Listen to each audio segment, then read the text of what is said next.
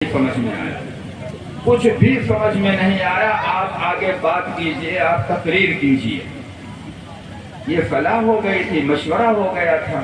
अब वो आए, उन्होंने वही 5-7 मिनट की तकरीर की, धुआंधार तकरीर की। और तकरीर करने के बाद मैं पूछा कि भाइयों को समझ में आया? अब सारा मजमा खामोश। फिर पूछा भाइयों को समझ में आया? तो मजमे से आवाज आई कि मौलवी साहब कुछ नहीं समझ में आया। और आगे आप जो बात कीजिए, आगे क्या कहना है कहिए, अभी कुछ समझ में नहीं आया। कहा यार बड़ा ताज्जुब है मुझे, पहली बार जब मैं आया था और मैंने पूछा था तो पूरे मजमे ने कहा था कि हाँ समझ में बात आ गई है। और दूसरी बार जब मैं आया और मैंने पूछा तो आधे लोगों ने कहा कि बात समझ में आ गई है और आधे लोगों ने कहा कि बात समझ में नहीं आई है। और आज जब मैं पूछ रहा हूँ तो सारा मजमा कह रहा कि बात समझ में नहीं आई है। तुम्हारी बात समझ में नहीं आई तो जाओ तुम सबसे खुदा समझे, खड़े हो जाओ या नबी सलाम।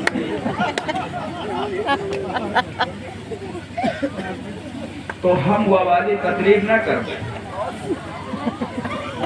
रटी रटाई तकरीर हमारी आदत नहीं है। आप जम करके बैठोगे तो इंशाअल्लाह कुछ मुफीद बातें हो जाएंगी। जलसे सीरतुन नबी और मदह सहाबा के ताल्लुक से एक मुख्तसर सी नात आपके जो है सामने पेश करता हूँ, उसके सामने बात आगे होगी। इधर ढूंढती है, इधर ढूंढती है, उधर ढूंढती है, इधर ढूंढती है, उधर ढूंढती है, मदीने को मेरी नजर ढूंढती है। इधर ढूंढती है, उधर ढूंढती है, मदीने को मेरी नजर ढूंढती है। हर उम्मीद चश्मे तमन्ना में ढलकर, हर उम्मीद चश्मे तमन्ना में ढलकर वो गलियां वो दीवारों दर ढूंढती है। सदाकत को सिद्दीक की है तमन्ना। एक साहब ने हमसे कहा कि आज आप जो बयान करेंगे उसमें नबी अलैहिस्सलातु वस्सलाम के जानशी खुलफाए राशिदीन और हज़रात सहाबा के मौजू को लेकर चलिएगा। उसी ताल्लुक से उसी पस मंजर में ये शेर आपकी खिदमत में पेश है कि सदाकत को सिद्दीक की है तमन्ना, सदाकत को सिद्दीक की है तमन्ना, अदालत मिजाजे उमर ढूंढती है। हया है इधर रोए उस्मा पे सजदे, हया है इधर रोए उस्मा पे सजदे, अली को शुजाअत उधर ढूंढती है। ये दिल चाहता है वहीं उड़ के पहुंचूं, ये दिल चाहता है वहीं उड़ के पहुंचूं, मेरी आरज़ू बालों पर ढूंढती है। बुलाएंगे इकबाल एक दिन वो दर पर, बुलाएंगे इकबाल एक दिन वो दर पर, जिन्हें मुद्दतों से नजर ढूंढती है। बुजुर्गों और दोस्तों, ये मालूम है आपको कि रबीउल अव्वल का ये महीना चल रहा है। रबीउल अव्वल के इस मुबारक महीने में अल्लाह के रसूल सल्लल्लाहु अलैहि वसल्लम की विलादत बाशआदत हुई है। 12 रबीउल अव्वल को अल्लाह के रसूल सल्लल्लाहु अलैहि वसल्लम की विलादत बाशआदत हुई है।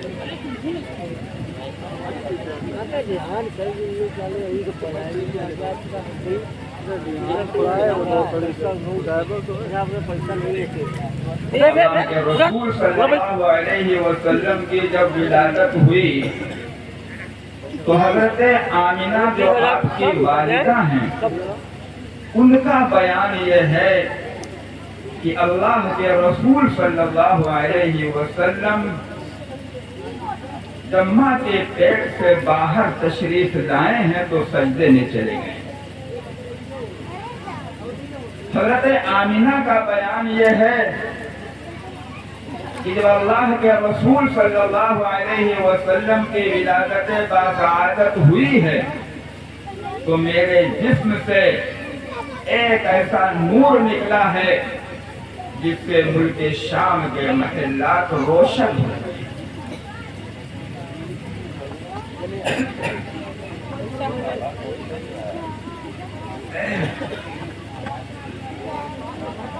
اللہ کے رسول صلی اللہ علیہ وسلم کی جب ولادت ہوئی تو بی بی آمنہ نے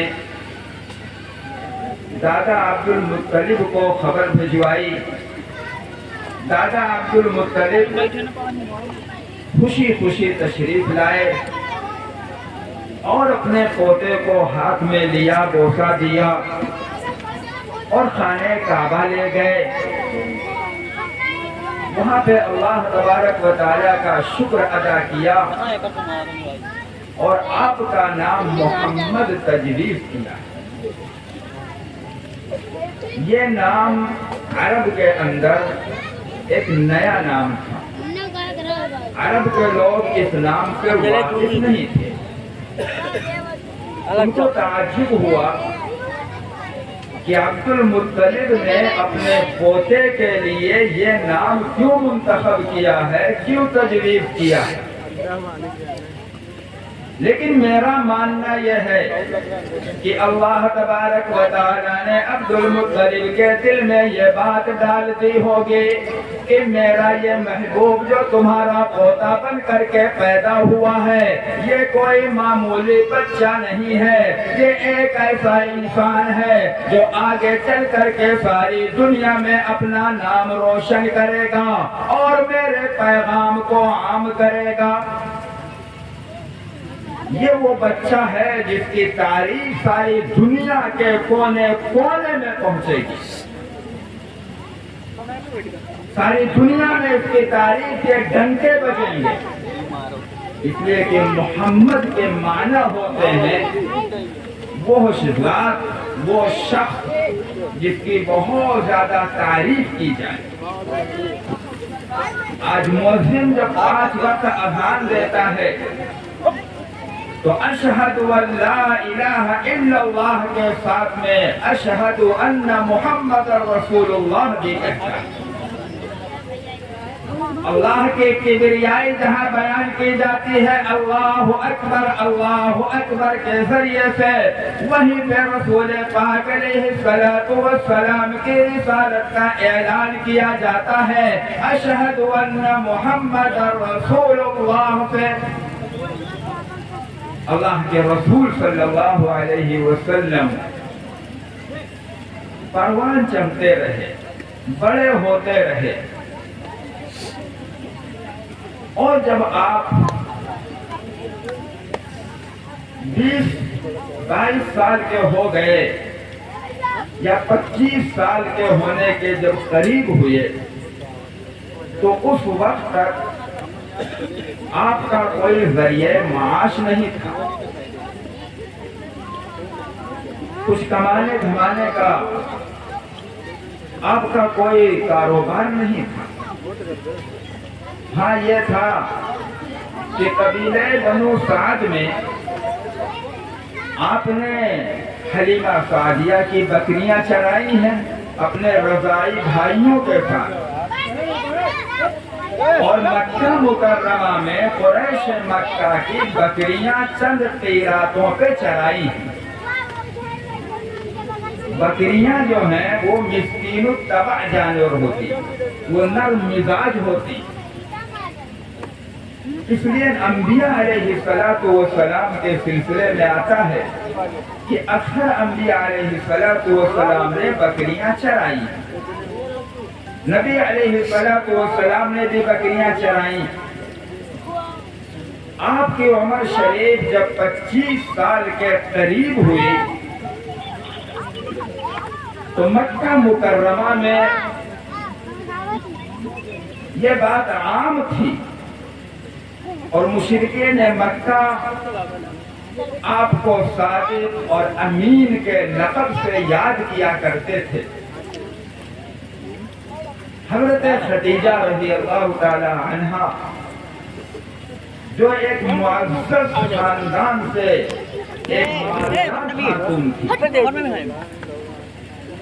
ایک ذی وقار اور قابل عظمت خاتون تھی۔ وہ اپنا مال تجارت مکہ کے لوگوں کو دیا کرتی تھی اور وہ تجارت کر کے کچھ اپنا نفع لے لیتے تھے اور کچھ ان کو دے دیا کرتے تھے۔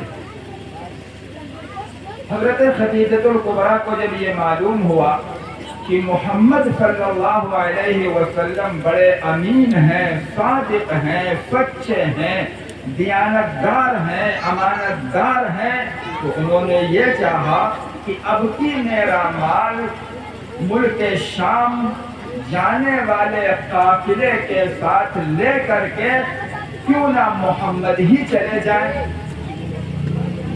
حضرت خدیجہ نے یہ خواہش ظاہر کی نبی علیہ السلام سے، اور نبی علیہ السلام اس کے لیے تیار ہو گئے۔ حضرت خدیجہ نے مال دیا، اسباب دیا اور ساتھ میں اپنے غلام میسرہ کو لگا دیا۔ نبی علیہ السلام حضرت خدیجہ الکبریٰ کا مال لے کر کے میسرہ غلام کو اپنے ساتھ لے کر کے ملک شام جانے والے قافلے کے ساتھ روانہ ہو گئے۔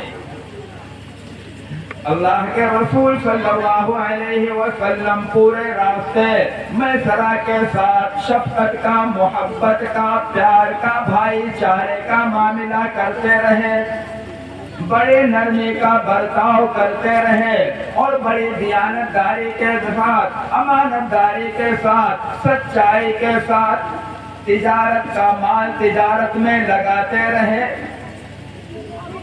کافی نفع لے کر کے نبی علیہ السلام واپس آئے، اور میسرہ جو غلام ساتھ تھا اس نے حضرت خدیجہ سے بتا دیا یہ محمد بڑے سچے، بڑے امانت دار، بڑے ملنسار، بڑے شفیق، بڑے مہربان انسان ہیں۔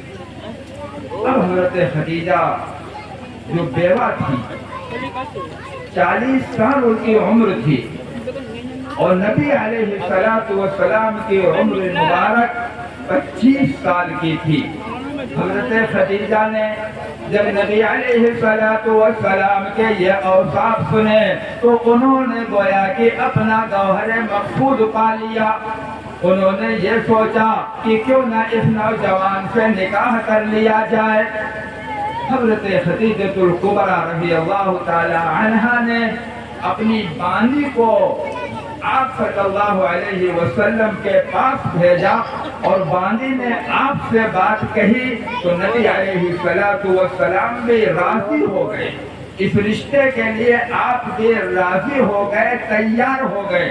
لیکن آپ نے یہ سوچا کہ اپنے چچاؤں کو اعتماد میں لے لیا جائے، ان کو بتا دیا جائے۔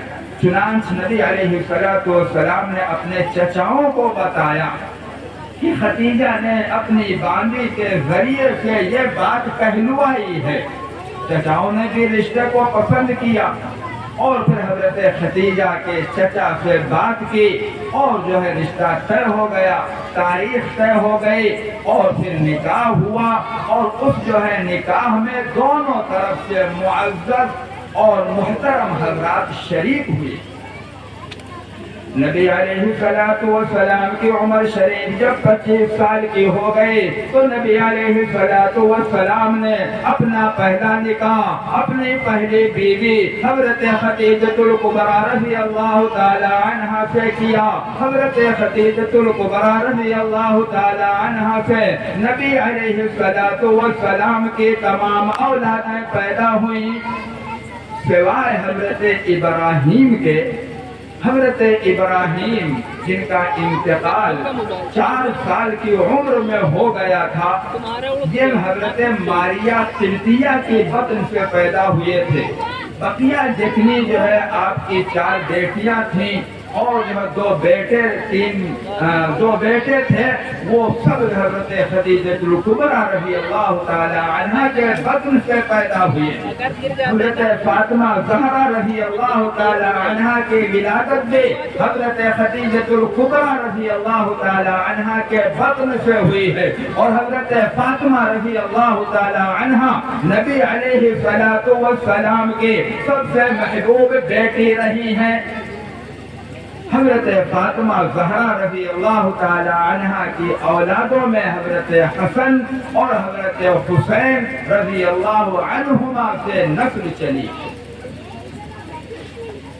حضرت حسن سے نسل جو چلی وہ آج تک حسنی کہلاتی ہے، اور حضرت حسین سے جو نسل چلی ہے وہ آج تک حسینی کہلاتی ہے۔ جب قیامت قریب آئے گی تو حضرت امام مہدی پیدا ہوں گے، جو نبی علیہ السلام کے دین پر لوگوں کو جمع کریں گے، لوگوں کو جمع ہونے کی دعوت دیں گے، نبی علیہ السلام کے دین کی گویا تجدید کریں گے، اور حضرت امام مہدی باپ کی طرف سے حسنی ہوں گے اور ماں کی طرف سے حسینی ہوں گے۔ نبی علیہ السلام کی نسل حضرت فاطمہ زہرا رضی اللہ تعالی عنہا سے چلی ہے۔ نبی علیہ السلام کی عمر شریف جب 40 سال کی ہوئی تو اللہ تبارک و تعالی نے آپ پر پہلی وحی نازل فرمائی۔ غار حرا میں نبی علیہ السلام موجود تھے، اللہ تبارک و تعالی کی عبادت فرما رہے تھے، اللہ تبارک و تعالی کی تخلیق پر غور فرما رہے تھے، اس کائنات کے نظام پہ، چاند اور سورج کی گردش پہ، دریاؤں اور سمندروں کی روانی اور موجوں پہ تدبر فرما رہے تھے کہ اللہ تبارک و تعالی نے اس کائنات کو کیوں بنایا ہے، اس کائنات کو کیوں سجایا ہے، اس کائنات میں انسان کو کیوں اتارا ہے، اس کائنات میں انسان کو کیوں آباد کیا ہے، آخر کوئی مقصد ہوگا اس مالک و مولا کا جس نے اس تمام انسانوں کو اس کائنات میں پیدا کیا اور بسایا اور اتارا ہے۔ نبی علیہ السلام غار حرا میں اللہ تبارک و تعالی کی عبادت کرتے تھے، اور اللہ تبارک و تعالی کی بنائی ہوئی اس کائنات کے سلسلے میں غور و فکر کرتے تھے۔ اسی اثنا میں حضرت جبرائیل اللہ تبارک و تعالیٰ کی طرف سے وحی لے کر کے آئے، اور نبی علیہ السلام پر پہلی وحی اقرأ بسم ربک الذی خلق خلق الانسان من علق اقرأ وربک الاکرم یہ نازل ہوئی۔ اللہ تبارک و تعالیٰ نے فرمایا کہ اے میرے پیارے محبوب، تم پڑھو اس پروردگار کے نام سے جس نے پیدا کیا ہے، تم پڑھو اس پروردگار کے نام سے جس نے پیدا کیا ہے، جس نے انسان کو پیدا کیا جمے ہوئے خون کے ذریعے سے، پڑھو اس پروردگار کے نام سے جو بڑا محترم اور مکرم ہے۔ اللہ کے رسول صلی اللہ علیہ وسلم پر جب یہ وحی نازل ہوئی تو اللہ کے رسول صلی اللہ علیہ وسلم بہت گھبرا گئے، اور آپ گھر تشریف لے آئے اور حضرت خدیجہ سے کہا کہ زملونی زملونی، مجھے چادر اڑا دو۔ حضرت خدیجہ نے چادر اڑا دیا۔ آپ کے اوپر جو خوف تھا، جو گھبراہٹ تھی، جو رنج تھا، وہ دور ہو گیا۔ اس کے بعد میں وحی کا سلسلہ کچھ دنوں کے لیے بند ہو گیا۔ نبی علیہ الصلوۃ والسلام فرماتے ہیں کہ پہلے وحی کے بعد پھر وحی کے آنے کا سلسلہ جب بند ہو گیا تو مجھے بڑا افسوس رہنے لگا، میں بڑا غمگین اور حزین رہتا تھا، میں بڑا متفکر اور مجھے غور فکر کرنے میں لگا رہتا تھا کہ آخر کیا وجہ ہے کہ مالک و مولا نے وحی کا سلسلہ بند فرما دیا ہے۔ یہی غور و فکر میں کر رہا تھا کہ میں بطن وادی میں چل رہا تھا، اچانک آسمان کی طرف سے ایک آواز سنائی پڑی۔ میں نے اپنی نگاہ آسمان کی طرف اٹھایا تو کیا دیکھتا ہوں کہ وہی فرشتہ جو اب سے کچھ پہلے غار حرا میں پہلی وحی لے کر کے آیا تھا، وہی فرشتہ آسمان اور زمین کے درمیان میں کرسی پہ بیٹھا ہوا ہے۔ اللہ کے رسول صلی اللہ علیہ وسلم نے حضرت جبرائیل کو جب دیکھا کہ آسمان کے نیچے اور زمین کے اوپر فضا میں کرسی پہ بیٹھے ہوئے ہیں تو آپ پر خوف طاری ہو گیا، آپ ڈر گئے۔ حضرت جبرائیل نے آواز دیا کہ اے محمد صلی اللہ علیہ وسلم، آپ ڈریے نہیں، آپ خوف نہ کھائیے، آپ اللہ کے نبی بنائے گئے ہیں اور میں اللہ کا فرشتہ جبرائیل ہوں۔ اللہ کے رسول صلی اللہ علیہ وسلم وہاں پر بھی گھبرا گئے اور پھر گھر آئے اور چادر اوڑھ کر کے پھر لیٹ گئے۔ حضرت جبرائیل قریب آ گئے، چارپائی کے پاس آ گئے، سرہانے کھڑے ہو گئے اور اللہ تبارک و تعالیٰ کا کلام یعنی دوسری وحی انہوں نے نبی علیہ الصلوۃ والسلام کو پڑھ کر کے سنائی۔ یا ایھا المدثر قم فانذر وربک فکبر وثیابک فطہر۔ اے چادر میں لپٹ کر سو جانے والے، لیٹ جانے والے، اٹھ کھڑے ہو جاؤ۔ وَرَبَّكَ فَكَبِّرْ، اور اپنے رب کے کبریائی بیان کر۔ کاہے کے لیے کھڑا ہو جا؟ اللہ کے پیغام کو لوگوں تک پہنچانے کے لیے کھڑا ہو جا، دین کی دعوت کے لیے کھڑا ہو جا، امت کی اصلاح کے لیے کھڑا ہو جا، انسانیت کی فلاح کے لیے کھڑا ہو جا۔ وہ انسان جو شرک اور بت پرستی کی دلدل میں دھنسا چلا جا رہا ہے، وہ انسان جس کی پیشانی سینکڑوں معبودوں کے سامنے جھک رہی ہے، اس انسان کی پیشانی کو ایک رب العزت کی بارگاہ میں جھکانے کے لیے کھڑا ہو جا۔ اس انسان کو شرک اور کفر کی غلاظت سے نکال کر کے توحید اور ایمان کی طہارت میں لانے کے لیے کھڑا ہو جا۔ قم فانذر، کھڑا ہو جا اور ڈرا۔ کاہے سے ڈرا؟ جہنم سے ڈرا، عذاب جہنم سے ڈرا، اللہ کی پکڑ سے ڈرا، میدان محشر کے عذاب سے ڈرا، قبر کے عذاب سے ڈرا، اللہ کے سامنے کھڑے ہو کر کے اس دنیا میں کیے حساب دینے سے ڈرا۔ یاد رکھے انسان کہ اللہ تبارک و تعالیٰ کی نگاہ سے اس کا کوئی عمل چھپا ہوا نہیں ہے۔ پانی کے تہ کے اندر بھی اگر انسان گھس کر کے کوئی عمل کرے گا تو اللہ کی نگاہ وہاں بھی اس کو دیکھے گی۔ کالی کوٹھری کے اندر بھی اگر کوئی عمل کرے گا تو انسان کو اللہ کی نگاہ وہاں بھی دیکھے گی۔ کالی رات میں کالے کمرے کے اندر، کالی رات میں کالے کمرے کے اندر کالے پتھر کے اوپر کالی چیونٹی جو رینگتی ہے اس کو بھی پروردگار دیکھتا ہے۔ یہ ایمان والے کا عقیدہ ہونا چاہیے۔ تو اللہ تبارک و تعالیٰ نے اپنے نبی سے کہا یا ایھا المدثر قم فانذر وربک فکبر، اور اپنے پروردگار کی کبریائی بیان کرو، اللہ کی بڑائی بیان کرو، اعلان کرو اللہ اکبر، اللہ اکبر، اللہ سب سے بڑا ہے، اللہ سب سے بڑا ہے۔ اس ساری کائنات میں، اس زمین پر اور آسمان میں، ساری دنیا کے اندر کوئی بھی ذات اللہ تبارک و تعالیٰ کے ہمسر اور برابر نہیں ہو سکتی ہے۔ اللہ تبارک و تعالیٰ نے خود ہی کہا ہے کہ الکبریاء ردائی، کہ بڑائی میری چادر ہے۔ یہ چادر اللہ ہی کو جچتی ہے، یہ بڑائی کی چادر اللہ کو جچتی ہے، انسان کو بڑائی کی چادر نہیں جچتی ہے۔ انسان اگر بڑا بننے کی کوشش کرتا ہے، انسان اگر تکبر میں مبتلا ہوتا ہے، انسان کے اندر اگر انا پیدا ہوتی ہے، غرور آ جاتا ہے اور اپنے آپ کو لوگوں سے فائق اور اعلیٰ افضل برتر سمجھتا ہے، تو ایسے انسان کو اللہ تبارک و تعالیٰ ذلت کے غار میں ڈھکیل دیتے ہیں۔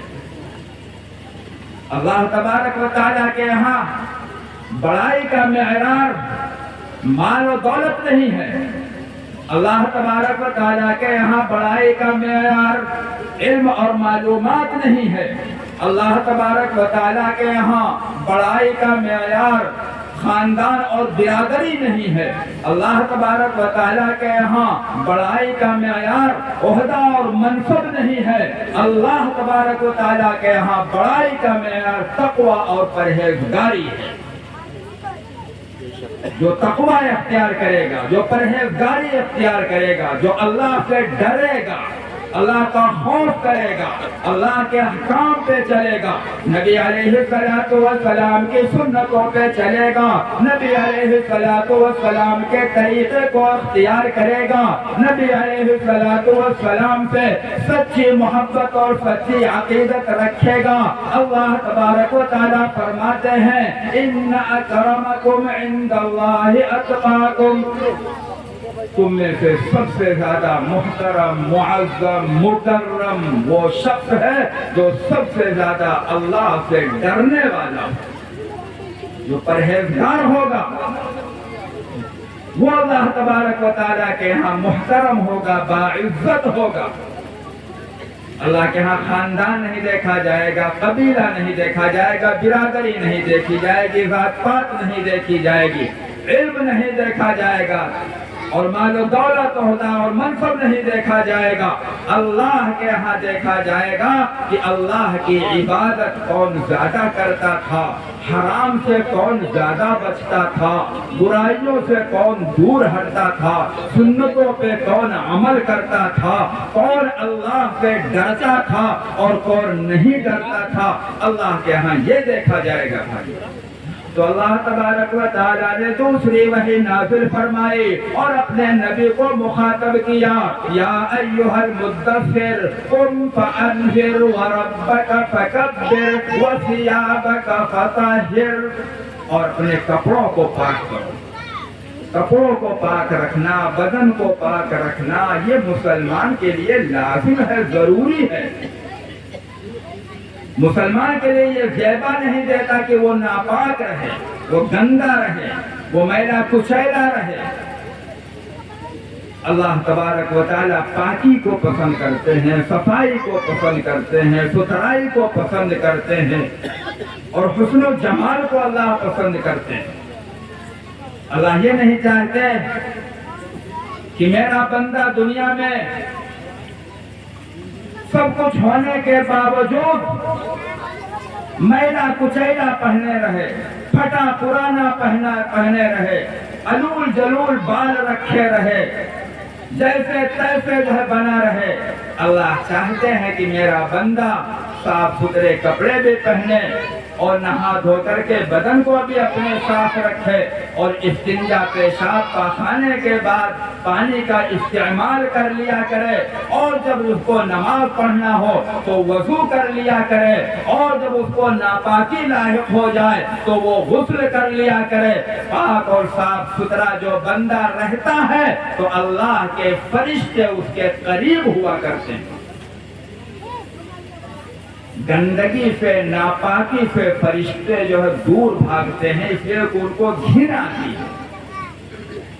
جب کوئی بندہ جھوٹ بولتا ہے تو ہم کو اور آپ کو احساس نہیں ہوتا، جب کوئی بندہ جھوٹ بولتا ہے تو اس جھوٹ میں اتنی بدبو ہوتی ہے کہ فرشتہ 40 قدم دور ہٹ جاتا ہے۔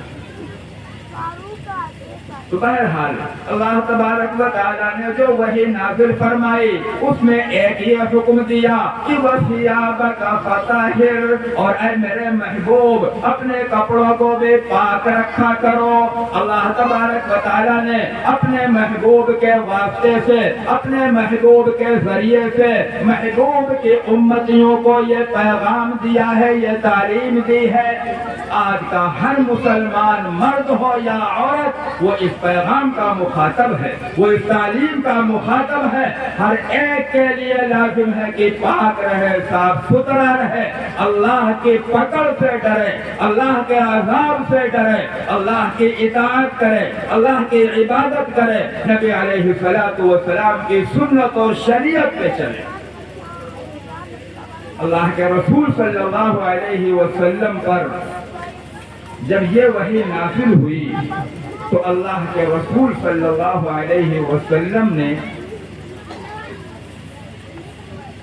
پوشیدہ طور پہ، خفیہ طور پہ توحید کی دعوت دینا شروع کر دی، اور سب سے پہلے اللہ کے رسول صلی اللہ علیہ وسلم نے دین کی دعوت، ایمان کی دعوت، توحید کی دعوت جس کو دی ہے وہ جو ہے ایک خاتون آپ کی زوجہ حضرت خدیجۃ الکبریٰ رضی اللہ تعالی عنہا تھی۔ یہ وہ خوش نصیب عورت ہے، لاکھوں لاکھ سلام ہو اس کی ذات اطہر کے اوپر کہ اس نے سب سے پہلے کلمہ پڑھا ہے۔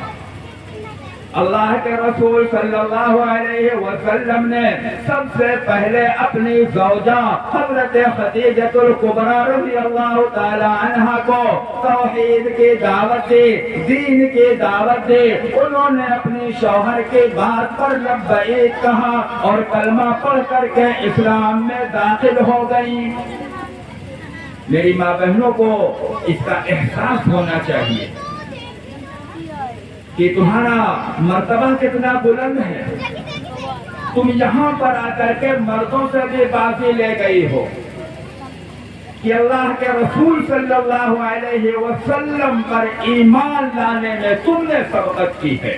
سب سے پہلے تم نے کلمہ پڑھا ہے، مردوں نے بعد میں کلمہ پڑھا ہے۔ حضرت خدیجۃ الکبریٰ رضی اللہ تعالی عنہ نے سب سے پہلے کلمہ پڑھا، اس کے بعد میں اللہ کے رسول صلی اللہ علیہ وسلم نے حضرت علی رضی اللہ تعالی عنہ پر ایمان کو پیش کیا۔ حضرت علی رضی اللہ تعالی عنہ نے کلمہ پڑھا، اس کے بعد نبی علیہ الصلوۃ والسلام نے حضرت زید بن حارثہ کے اوپر ایمان کو پیش کیا، انہوں نے بھی کلمہ پڑھا۔ اس کے بعد میں نبی علیہ الصلوۃ والسلام نے اپنے یار غار حضرت صدیق اکبر رضی اللہ تعالی عنہ پر ایمان کو پیش کیا اور انہوں نے بھی کلمہ پڑھا۔ یہ 4 لوگ ہیں مردوں میں،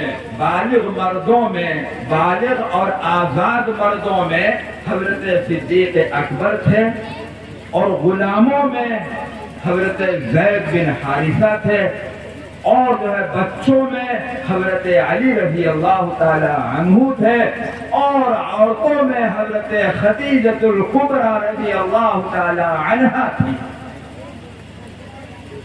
یہاں سے پھر جو ہے ایمان کی بات بہاری چلنا شروع ہوئی۔ وہ جس کے نام سے داؤد نے نغمہ سرائی کی، وہ جس کے نام سے داؤد نے نغمہ سرائی کی، وہ جس کی یاد میں شاہ سلیمان نے گدائی کی، وہ جس کے نام سے داؤد نے نغمہ سرائی کی، وہ جس کی یاد میں شاہ سلیمان نے گدائی کی، دل یحییٰ میں ارماں رہ گئے جس کی زیارت کے، دل یحییٰ میں ارماں رہ گئے جس کی زیارت کے، لب عیسیٰ پہ آئے واز جس کی شان رحمت کے، مبارک ہو کہ ختم المرسلین تشریف لے آئے، مبارک ہو کہ ختم المرسلین تشریف لے آئے، جناب رحمت للعالمین تشریف لے آئے۔ اللہ کے رسول صلی اللہ علیہ وسلم نے جب دین کو پیش کرنا شروع کیا تو ان چار لوگوں نے سب سے پہلے کلمہ پڑھ کر کے ایمان کو قبول کیا۔ پھر حضرت صدیق اکبر رضی اللہ تعالی عنہ جو بڑے ہی مالدار آدمی تھے، ملنسار آدمی تھے، شفیق اور مہربان آدمی تھے، ان کے پاس لوگ آیا جایا کرتے تھے۔ انہوں نے اپنے ان لوگوں پر جو ان کے پاس آیا جایا کرتے تھے اور جن کے بارے میں اعتماد اور بھروسہ تھا، ان پر حضرت صدیق اکبر رضی اللہ تعالی عنہ نے ایمان کو پیش کیا، ان کو ایمان کی دعوت دی اور وہ لوگ بھی ایمان لے آئے۔ حضرت عثمان غنی رضی اللہ تعالی عنہ حضرت صدیق اکبر رضی اللہ تعالی عنہ کی دعوت پر ایمان لے آئے۔ حضرت سعد بن وقاص رضی اللہ تعالی عنہ حضرت صدیق اکبر رضی اللہ تعالی عنہ کی دعوت پر ایمان لے آئے۔ حضرت عبد الرحمن بن عوف بھی حضرت صدیق اکبر رضی اللہ تعالی عنہ کی دعوت پر ایمان لے آئے ہیں، اور بہت سارے صحابہ ہیں۔ اللہ کے رسول صلی اللہ علیہ وسلم نے جب دین کی دعوت مکہ مکرمہ میں خفیہ طور پہ دے رہے تھے تو اللہ تبارک و تعالیٰ کی طرف سے پیغام آ گیا کہ فَاصْدَعْ بِمَا تُؤْمَرُ وَأَعْرِضْ عَنِ الْمُشْرِكِينَ۔ اے میرے محبوب، آپ کی طرف جو وحی کی جا رہی ہے، اے میرے محبوب، آپ کو جو پیغام دیا جا رہا ہے، اے میرے محبوب، آپ کو جو دین دیا جا رہا ہے، اے میرے محبوب، آپ کو جو تعلیم دی جا رہی ہے، اس کو کھلم کھلا لوگوں تک پہنچا دیجیے اور مشرکین سے آپ اعراض کیجیے، مشرکین کی پرواہ نہ کیجیے، آپ اپنی بات کہیے، آپ دین کی تبلیغ کیجئے۔ آپ کا کام ہے دین کی تبلیغ کرنا اور ہدایت دینا اللہ کا کام ہے۔ اللہ جس کو چاہے گا اس کو ہدایت دے گا، انسان کے چاہنے سے نہیں ہوتا ہے۔ نبی بھی اگر چاہے تو وہ بھی ہدایت نہیں دے سکتا ہے۔ اللہ کے رسول صلی اللہ علیہ وسلم نے کتنی کوشش کی تھی اپنے چچا کے سلسلے میں کہ چچا ایک بار مرتے وقت میرے کان میں کلمہ پڑھ دیجئے۔ چچا ابو طالب جن کا احسان تھا نبی علیہ السلام کے اوپر، پوری زندگی وہ ڈھال بنے رہے، پوری زندگی نبی علیہ السلام کے پشت پناہی کرتے رہے۔ ان کے احسان کے پیش نظر اللہ کے رسول صلی اللہ علیہ وسلم ان کے وفات کے وقت، ان کے انتقال کے وقت حاضر ہوئے اور کہا کہ اے میرے پیارے چچا، آپ ایک بار صرف میرے کان میں چپکے سے کلمہ پڑھ دیجئے تاکہ میں کل قیامت میں اللہ کے سامنے آپ کی سفارش کر کے آپ کو بخشوا سکوں۔ اللہ کی طرف سے منظور نہیں تھا، انہوں نے کلمہ نہیں پڑھا، انہوں نے کہا کہ میں عبد المطلب ہی کے دین پہ مرنا چاہتا ہوں، اور اسی پر ان کی روح نکل گئی۔ اللہ کے رسول صلی اللہ علیہ وسلم جب دین کی دعوت دے رہے تھے تو ابو جہل بھی زندہ تھا، ابو لہب بھی زندہ تھا، امیہ بن خلف بھی زندہ تھا، حضرت عمر بھی تھے، حضرت عثمان بھی تھے، حضرت علی بھی تھے، حضرت سعد بن وقاص بھی تھے، حضرت زبیر بھی تھے، اور دیگر بڑے بڑے صحابہ تھے۔ لیکن اللہ تبارک و تعالی نے جن کی مقدر میں ایمان لکھ دیا تھا، جن کی تقدیر میں شرط صحابیت لکھ دیا تھا، وہ ایمان لے آئے اور نبی علیہ السلام کی زیارت کر کے، دیدار کر کے شرط صحابیت سے سرفراز ہو گئے، اور جن کی قسمت میں اللہ نے لکھ دیا تھا جہنم رسید ہونا. جن کی قسمت میں اللہ تبارک و تعالیٰ نے بد نصیبی لکھی تھی، جن کی قسمت میں اللہ تبارک و تعالیٰ نے شرف صحابیت سے محرومی لکھی تھی، وہ دیکھنے کے باوجود بھی، پرکھنے کے باوجود بھی، جاننے کے باوجود بھی نبی علیہ السلام کو نہیں مانے. میرے بھائیوں، جاننا ضروری نہیں ہے، جانتے تو سب ہیں.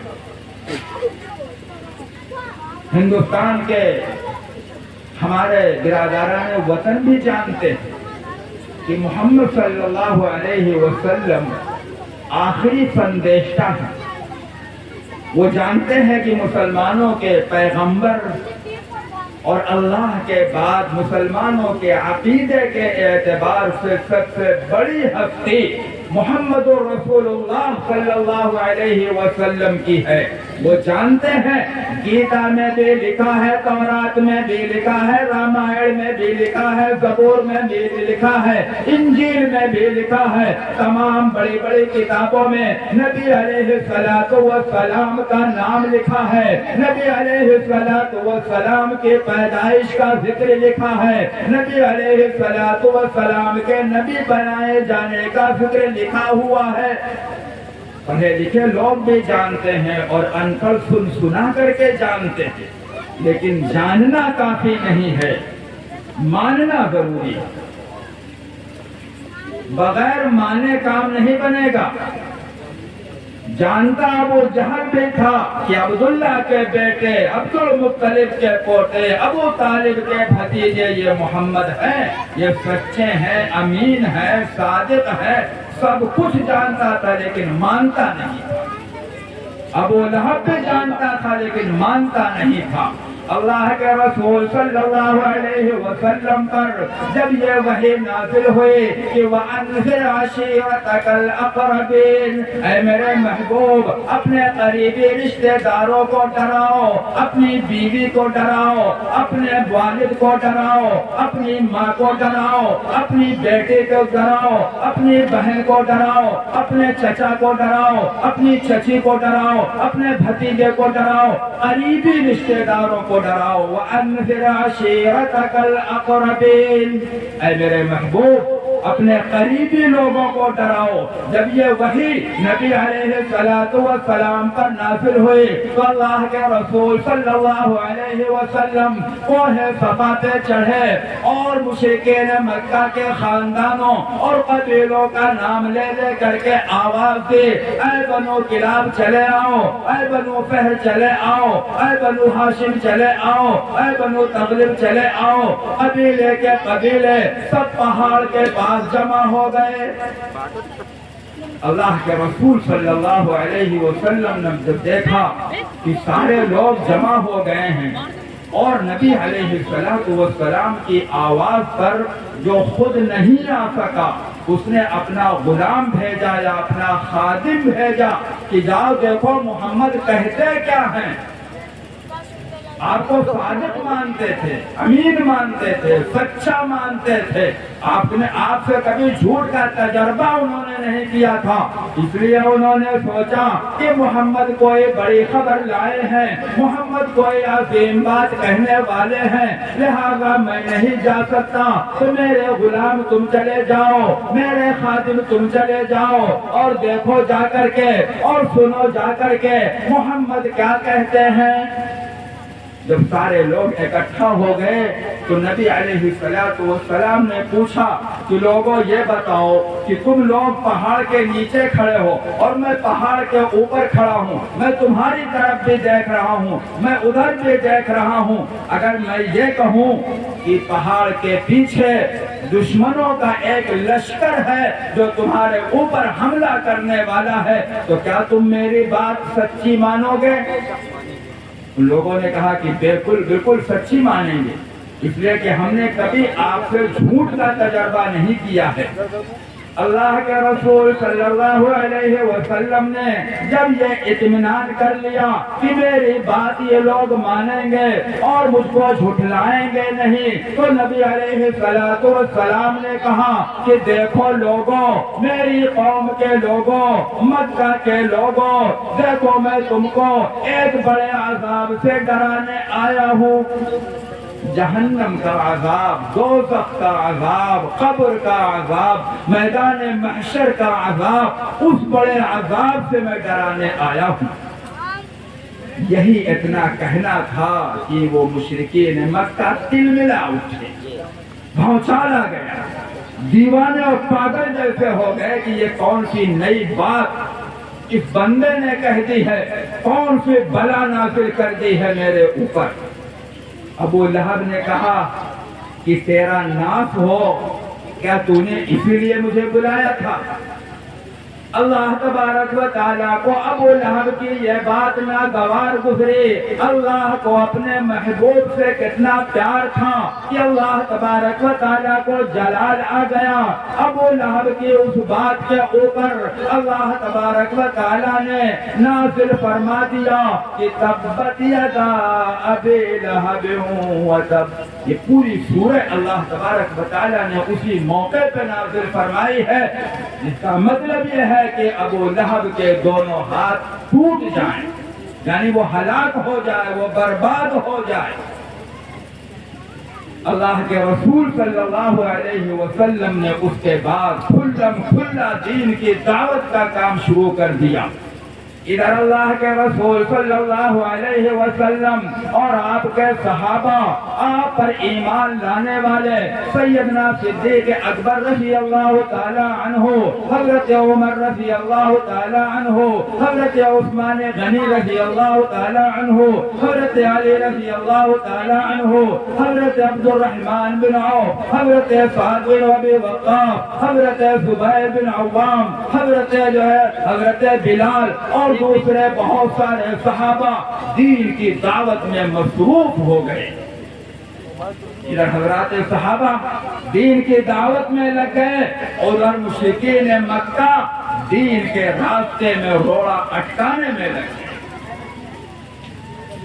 جیسے تیسے بھی ہو سکا انہوں نے کوئی کسر نہیں باقی رکھی کہ نبی علیہ السلام کی دعوت کے راستے میں رکاوٹ نہ پیدا کریں۔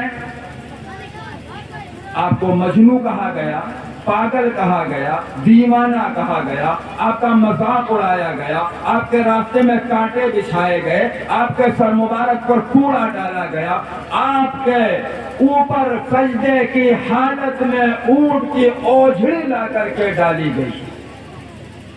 حضرت بلال رضی اللہ تعالیٰ عنہ کو وہاں کی تپتی ہوئی ریت پہ لٹا دیا جاتا تھا اور سینے پر وزنی پتھر رکھ دیا جاتا تھا اور کہا جاتا تھا کہ تم اسی حالت میں ہمیشہ رہو گے، یا تو تم محمد کے کلمے سے اور دین سے پھر جاؤ اور اپنے سابقہ دین پہ آ جاؤ۔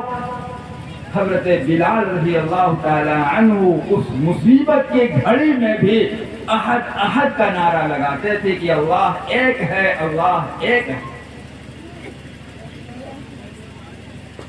سب سے پہلے اللہ کے راستے میں، سب سے پہلے اللہ کے راستے میں شہید ہونے والا کون ہے؟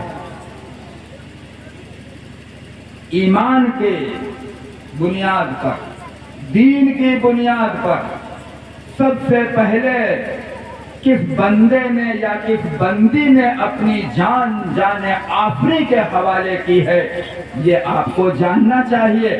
وہ محترم اور معزز خاتون حضرت سمیہ رضی اللہ تعالی عنہا ہیں، جن کی شرمگاہ پہ برچھا مارا گیا تھا تو ان کے جو دو ٹکڑے ہو گئے تھے۔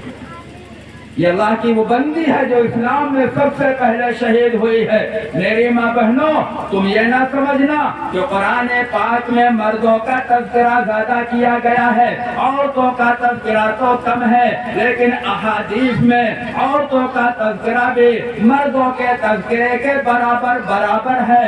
مردوں کا ذکر جہاں پر جن احکام میں کیا گیا ہے، عورتوں کو ان کے اندر ضمناً شامل مانا گیا ہے۔ سب سے پہلے تم نے ایمان قبول کیا ہے، سب سے پہلے تم نے شہادت کا جام نوش کیا ہے، تمہارا مقام تو اللہ تبارک و تعالیٰ کے ہاں بہت بلند ہے۔ اس دین کی حفاظت کرنے کی ذمہ داری بھی سب سے پہلے تمہارے اوپر آتی ہے۔ آج تو دین ہمارے معاشرے سے مٹ رہا ہے، ہماری سماج سے مٹ رہا ہے۔ اس دین کی حفاظت کی ذمہ داری ہماری ماں اور بہنوں پہ آتی ہے۔ ان کو نماز کے گھروں میں پابندی کرنا پڑے گی، ان کو اپنے گھروں کے اندر تلاوت کا اہتمام کرنا پڑے گا، تسبیحات کا اہتمام کرنا پڑے گا، غیبت سے بچنا پڑے گا، جھوٹ اور چغل خوری سے پرہیز کرنا پڑے گا، اپنے بچوں کو دین کی تعلیم دلانا ہوگی۔ یہ ذمہ داری ماں کی ہے۔ گھر کے ماحول کو دینی ماحول بنا کر کے رکھنا یہ ماں کی ذمہ داری ہے۔ اللہ کے رسول صلی اللہ علیہ وسلم نے حجۃ الوداع کے موقع پہ فرمایا تھا کہ لوگوں دیکھو، میں تم کو بتاتا ہوں کہ عورتوں کے سلسلے میں اللہ سے ڈرتے رہنا۔ لوگوں دیکھو، میں کہتا ہوں کہ عورتوں کے سلسلے میں اللہ سے ڈرتے رہنا، اس لیے کہ تم نے اللہ کی امانت کے ساتھ ان کو لیا ہے اور اللہ کے نام کے ساتھ ان کو تم نے حلال کیا ہے۔ نکاح ہوتا ہے، قرآن پاک کی آیتیں پڑھی جاتی ہیں، نبی علیہ السلام کی حدیث پڑھی جاتی ہے، اور پھر ایجاب و قبول کرایا جاتا ہے، تو اللہ کا بیچ میں گویا واسطہ جو ہے بنایا جاتا ہے۔ اللہ کو اور اللہ کے رسول کو واسطہ بنا کر کے درمیان میں ایک اجنبی مرد اور ایک اجنبی عورت کو عقد نکاح میں جوڑ دیا جاتا ہے۔ تو نبی علیہ السلام نے فرمایا کہ دیکھو لوگوں، عورتوں کے بارے میں اللہ سے ڈرتے رہنا، اس لیے کہ تم نے اللہ کی امانت کے طور پہ ان کو لیا ہے اور اللہ کے نام کے ساتھ ان کو حلال کیا ہے۔ تمہارا حق ان کے اوپر یہ ہے، تمہارا حق ان کے اوپر یہ ہے کہ وہ تمہارے بستر پر کسی ایسے آدمی کو نہ آنے دیں جس کا آنا تم گوارا نہیں کرتے ہو۔ اگر وہ ایسا کرتی ہیں، یعنی کسی کی بیوی اگر غلط حرکت کرتی ہے، اگر وہ ایسا کرتی ہیں تو تم ان کو مار سکتے ہو، لیکن دیکھو زیادہ نہ مارنا، زور سے نہ مارنا، اور ان کا حق تمہارے اوپر یہ ہے۔ عورتوں کا حق مردوں کے اوپر یہ ہے کہ ان کو معروف طریقے سے کھلاتے رہیں اور پلاتے رہیں، جیسا کھائیں ویسا کھلاویں، جیسا پہنیں ویسا پہناویں۔ لیکن اس کا یہ مطلب نہیں ہے کہ جیسا کھائیں ویسا کھلاویں یا جیسا پہنیں ویسا پہناویں۔ ہم کرتا پیجامہ پہن رہے ہیں سفید، تو ہم اپنی بیوی کو بھی کہیں کہ تم بھی سفید کرتا پیجامہ پہنو، یہ مطلب نہیں ہے۔ کسی کی بیوی